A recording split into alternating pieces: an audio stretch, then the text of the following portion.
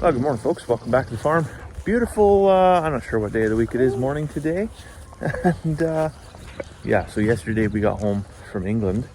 A little bit jet lagged, a little bit confused. Little Miss Charlotte here was up at about 3:30, 4 o'clock this morning. Wanted to have a movie theater, which is her code word for I want to eat popcorn on the couch in the dark and watch Paw Patrol. So we did that for a bit, had a bit of cereal, and now we're just heading out for the day. She really wanted to ride her quad. It's still 6 a.m., but the sun is up. It's a beautiful day, and we're awake, so why waste it? Well, I just spent about 15-20 minutes trying to kickstart Charlotte's little quad there, because the battery, we knew it came with a dead battery. I gotta buy a new battery, that's a known. But before I put it away, I shut the fuel off. So then this morning, yeah, they're kicking until wore out the bottom of my foot. I realized that I'd run the carb out of gas before we parked it. I'm starting the day with starting the day off right.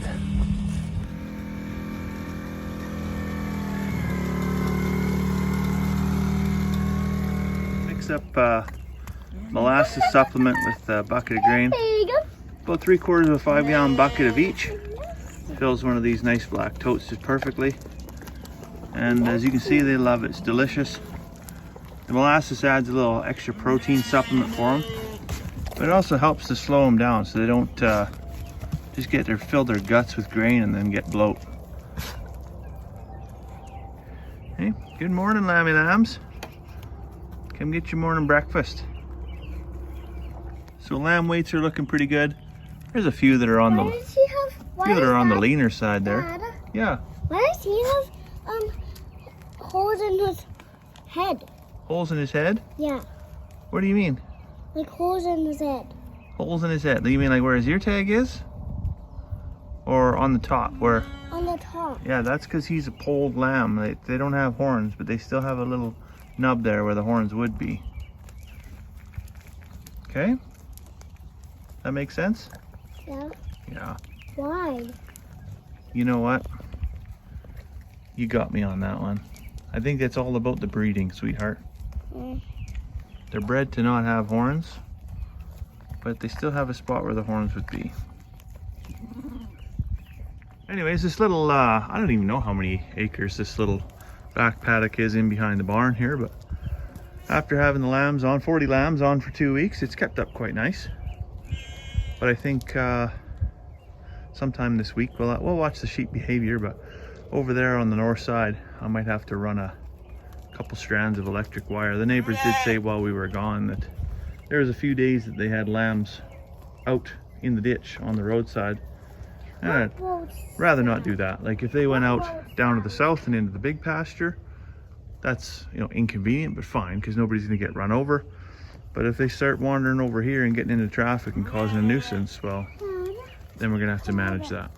To look and check on the cat food, but I remember that my wife said, no, we put the cat food in the window so that the farm sitters could reach it. So they got lots of food left.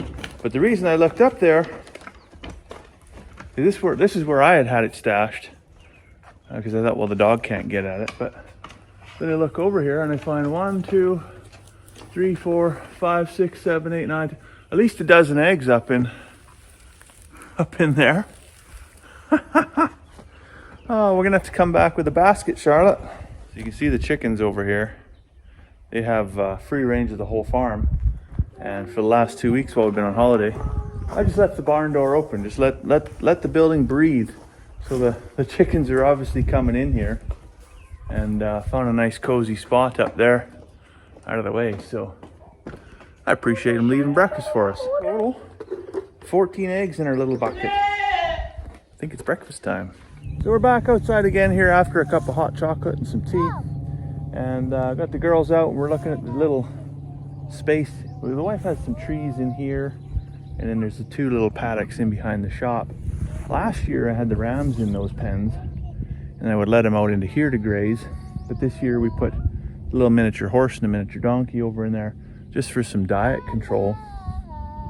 But they've while we've been gone, they've definitely, well, they've used whatever they could use, and then they've put some pressure on the fence. And So being a page wire fence, horses interact with a fence differently than a sheep would interact with a fence, right? Sheep will push on the fence with their nose, and they'll push and they'll push and they'll push. Whereas a horse will come in with a neck and push down. Yes, good morning, Elsie. So essentially what they're doing is they're destroying this little section of fence here. And I can't have that. So I am going to have them let out into here during the day.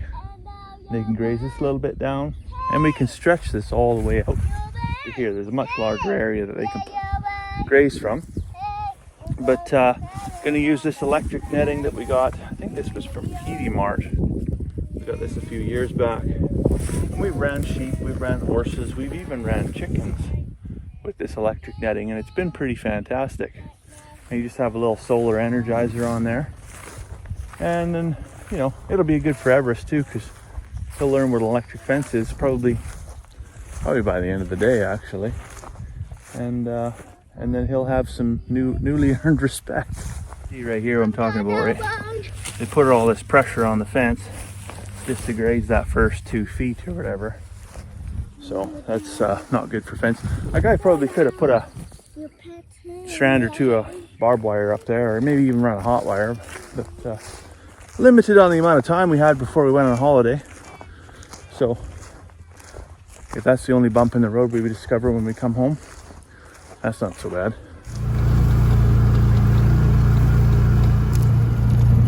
Come on, cows.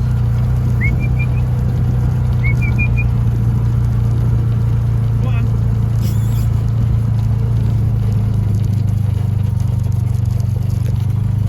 Come on, cows. Come on, Ranger. Come up. Get over this one.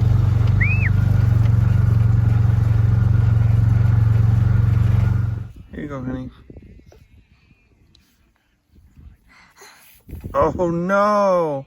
Finn, you're supposed to blow on it. Silly goose. Blow on it. Go. Go.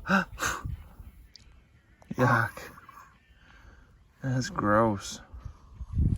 So as you've seen there this morning, we moved all the cows from the east side of the farm over to the west side of the farm, and they've got 1, 2, 3 big fields that they can hang out in for a bit. But they run through that center aisle and over to the southwest, and they haven't come into here at all. But I'm going to toss some mineral in here. I want them to come in here because the dugout where they got to drink water from is just over in that very far south corner there.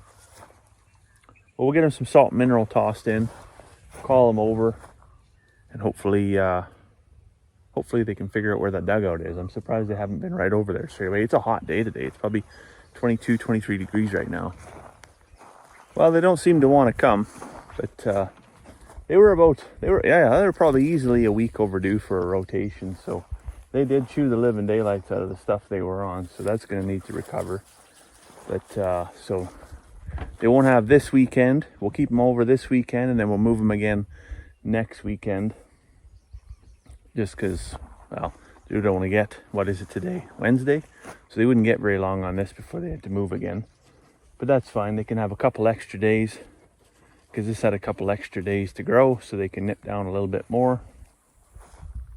I also got to move the sheep too, because they were 2 weeks on the big pie-shaped piece. So I'm going to rip the side-by-side over there and open them up back to the dugout pasture and check on them. Here we are now, down with the sheep. Of course, the minute I talk, they want to talk. But I wanted to check on the water situation. So you'll recall before we left on vacation there a couple weeks ago, I filled up 2 water totes and that water trailer. And the theory was that would supply them with more than enough water to last the 2 weeks. Because sheep don't drink a ton of water. And of course, there was water in the creek that flows through here. And just having a look, these 2 are half full. And the water tank is still half full. Now what was supposed to happen is that float valve there was going to keep this one right full. Yeah, you show him there, sheepy sheep. He's not supposed to be in here. But of course, I had this economy grade garden hose. And in the heat of the day, you know, it just runs over the edge like that and then gets a kink in it. And so it didn't stay full, but that's fine. They had still more than enough water in there. But what I did when I got these, well, because you get these floating water valves here, let's just have a look at it right here, right? This little elbow doesn't come with it. It just is a garden hose, female garden hose connection right here. And where I got them up in the yard site, I was noticing the garden hose, because you got to go up and then it would kink over, right? And so that doesn't work very well. It creates a really weak spot in the garden hose, and more often than not, you do that for a couple weeks and then you blow a hole in the garden hose, right? So that's not good. So what I did is I got these 90-degree elbow fittings. I think they cost me about $5.99 from the Home Hardware or Home Depot or something like that.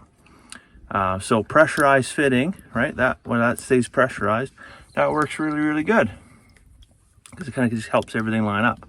But with these big totes like this, and you're out in the open field and you're just running on hydrostatic, or basically gravity pressure, if I were to do this again, which I will end up doing again, I would more than likely I try and turn this the other, just a little bit back over here probably, and put another 90 or maybe even a 45 off of there, just to help the hose come down naturally and not kink. Because if a guy had left for any longer, maybe this would have been a problem, but we just got lucky that it wasn't a problem, I think.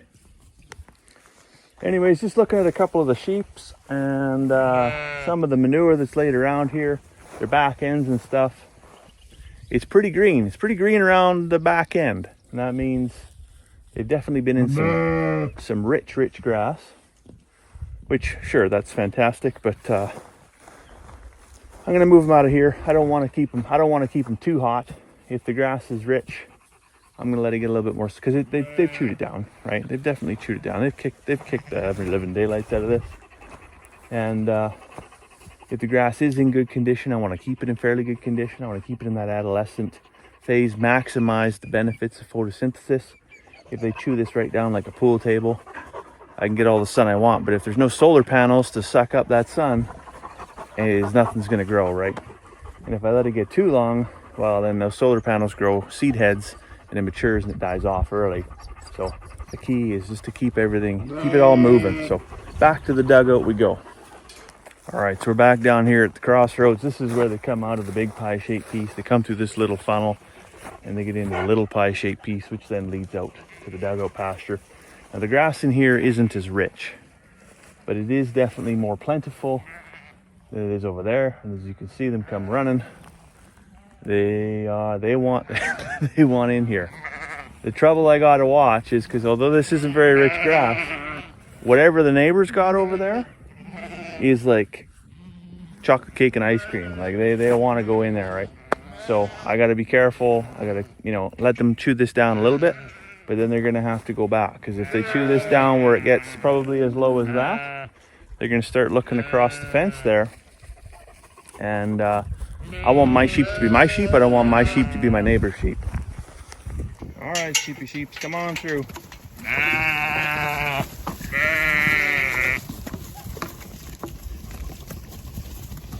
Well, if that don't put you to sleep, I don't know what will.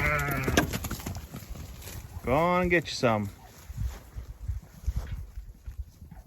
Yeah, it's a pretty good sign that your field's in good shape, because they stop just right after the gate.